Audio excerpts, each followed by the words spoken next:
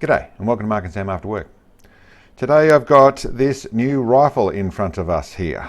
Now this one, I suppose there's some details to go with it. I've got it here so I can go through and show all the bits and pieces on it so that when you see it later on in the year or in the season being shot, you've got a video to be able to reference to what components are in it. But it's also a little bit to show it off.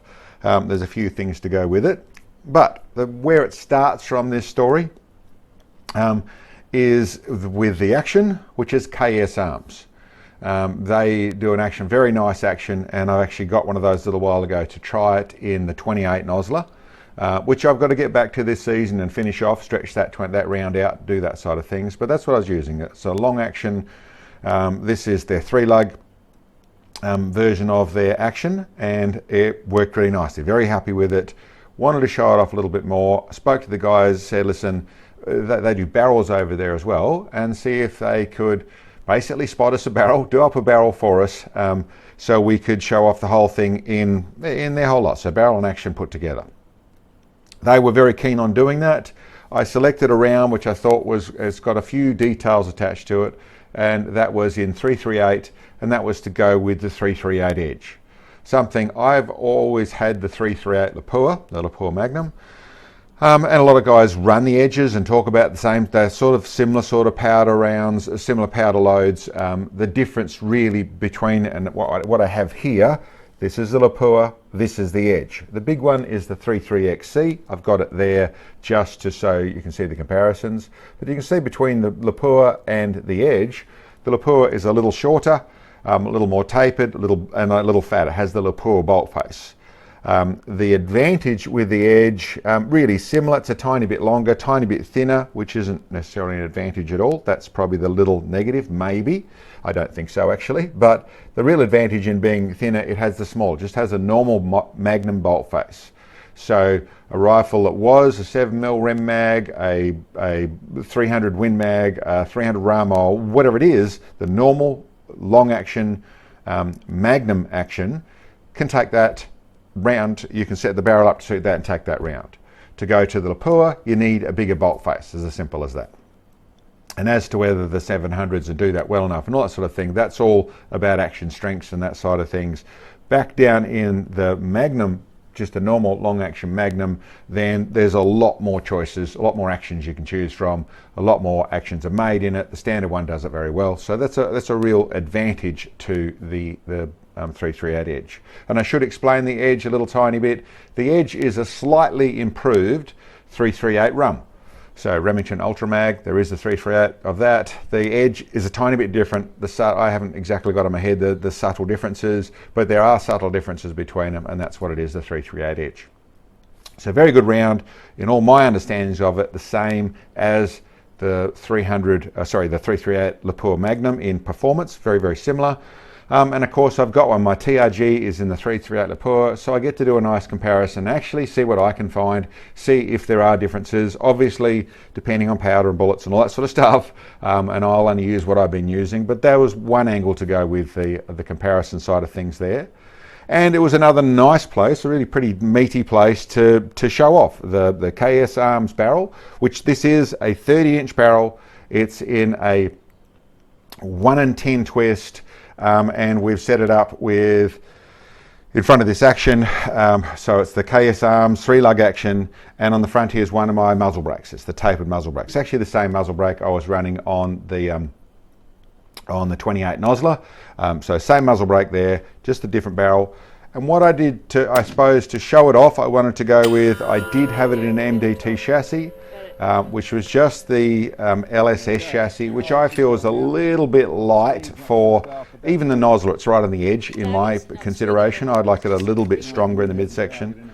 So I thought, listen, there is other MDT chassis to do the job, but I spoke to my friend Gareth over at GCPD and said, listen, could he do us up a chassis? We've bought the chassis, it's not a donation, but do us a chassis with some slight tweaks to suit us, but one of his chassis.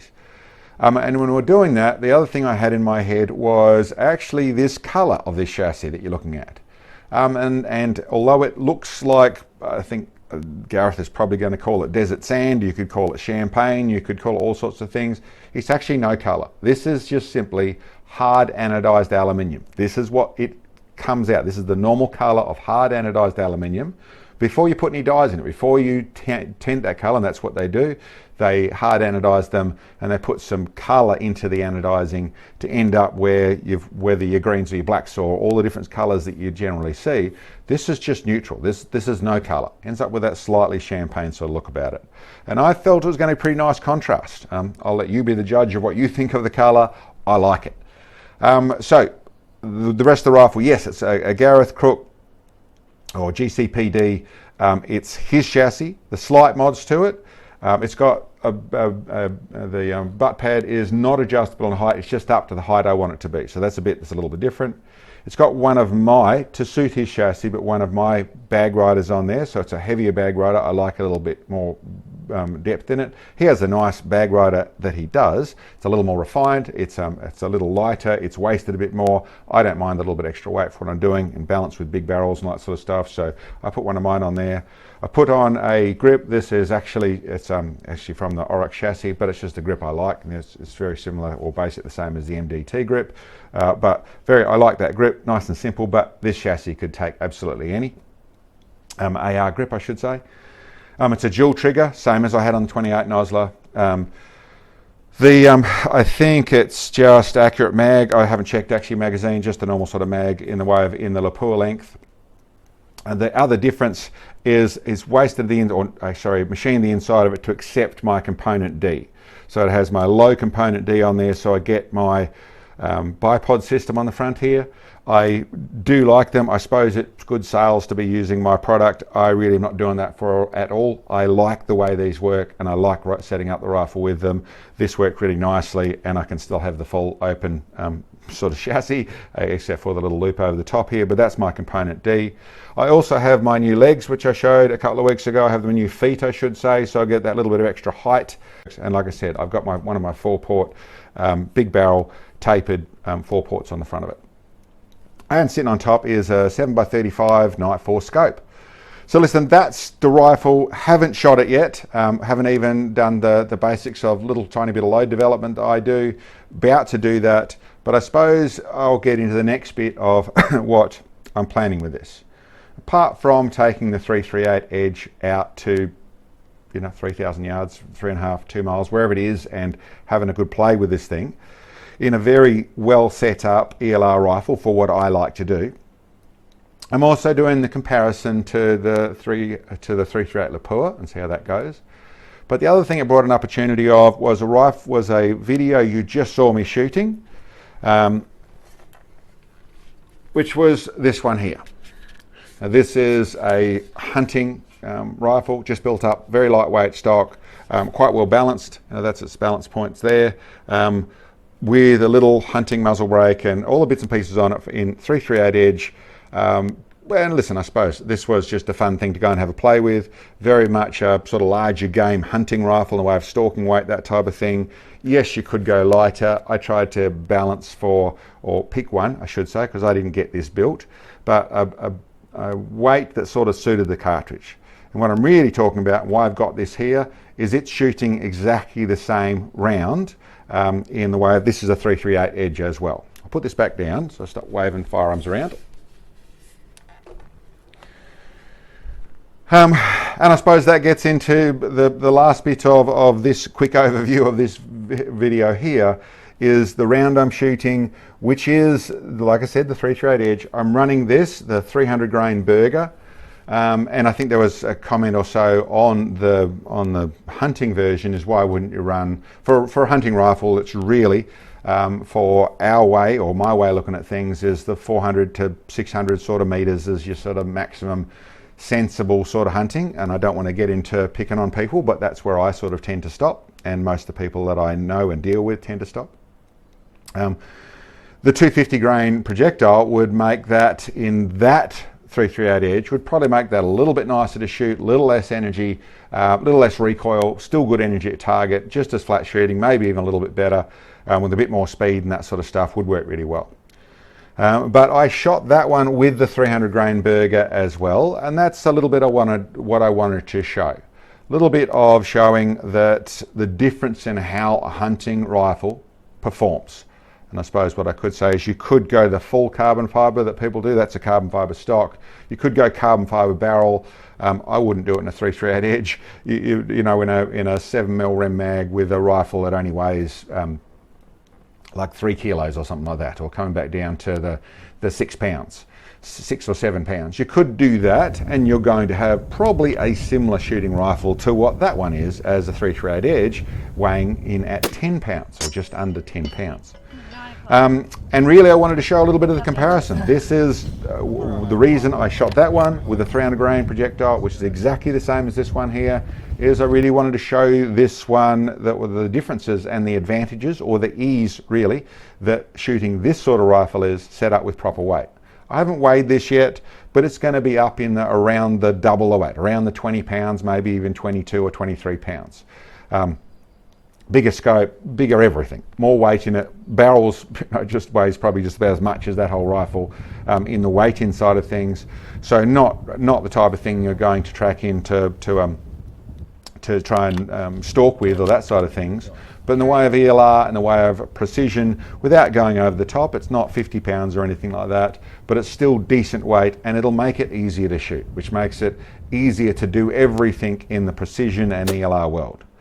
And I suppose the only thing I would say that is already going to be very hard for me to do is that one, even though it was buffing me a fair bit more, and even though I couldn't follow to target to actually see the target at 600 yards and at 1140 yards, I had to come right back in my power so that when the rifle bounced and landed off to the side, I wasn't able to see where I was hitting. By coming back down to 6 power, which is what I ended up shooting at, the 1140 yards at, then I could still see the target.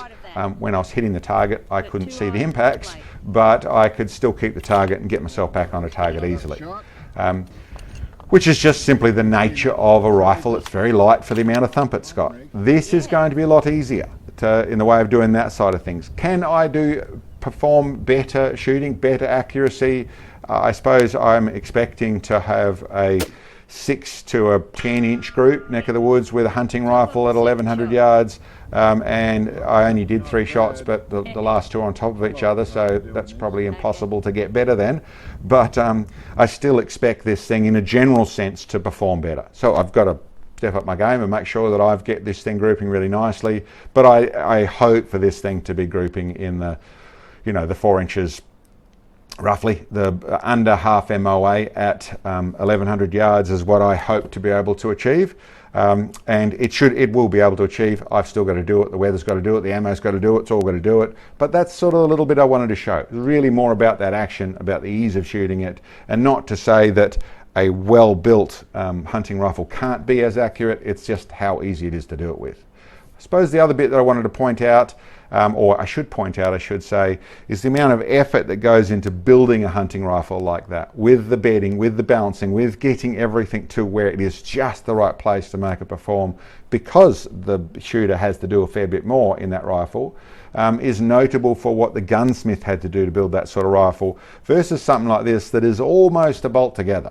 There's a little bit of play you can do with things with a very good chassis like this and a very good action like this. There isn't much to do, but there's a fair bit more to this rifle in its sum of parts, but there's a fair bit more to putting together that sort of rifle with actually the lesser parts. I shouldn't say lesser number and a lot less weight, but still very good quality parts. I think that's about it. Or last detail I would say that'll be different between the two. This trigger here is just under 1 pound. That trigger there is just under 2 pounds.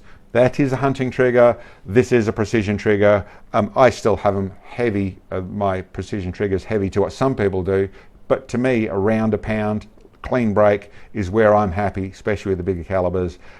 Yeah. So that's about a list of bits and pieces. I suppose let us know your thoughts on the colour. I really like it. I also deliberately got Gareth to leave this in a neutral form, so we had the little bit of shine to offset the little bit of shine up the front here. Little details, just making it as nice as I can. And I like it. I think it's a really nice looking rifle, and I enjoy well, showing the comparisons. And of course we have this one to compare with the very similar 338 Lapua in my TRG, although very different, actually very similar looking rifles. So anyway, there's a fair bit to show in the season and a fair bit more to come.